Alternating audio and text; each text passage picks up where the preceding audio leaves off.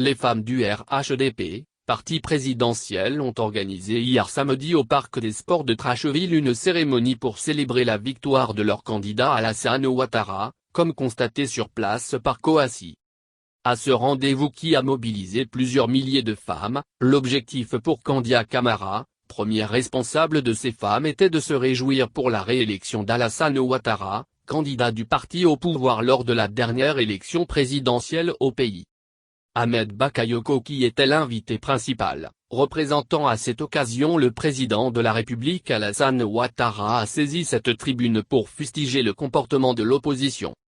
Le Premier ministre ivoirien a révélé que la création du Conseil national de transition, CNT, par l'opposition répondait à une logique de coup d'État. Ils ont pris de petits militaires pour leur demander de se soulever, de faire un coup d'État, c'est pourquoi ils ont essayé de créer un comité de transition. C'est quand on fait un coup d'État qu'on fait un comité de transition, mais tu n'as pas encore fait un coup d'État et tu veux créer une transition.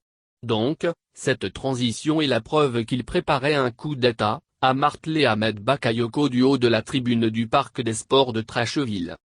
Enfin, Ahmed Bakayoko a fait savoir que ces leaders de l'opposition qui ont échoué dans leur tentative de déstabilisation de la Côte d'Ivoire se sont attachés les services d'un cabinet de lobbying de presse pour dénigrer la Côte d'Ivoire et le président ado, Alassane Dramane Ouattara NDLR.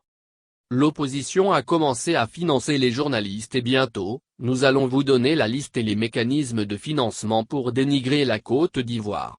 Vous pouvez écrire tout ce que vous voulez, mais la Côte d'Ivoire sera la Côte d'Ivoire et les Ivoiriens aiment ado. Vous allez monter, descendre, cette donnée ne changera pas, a-t-il lâché.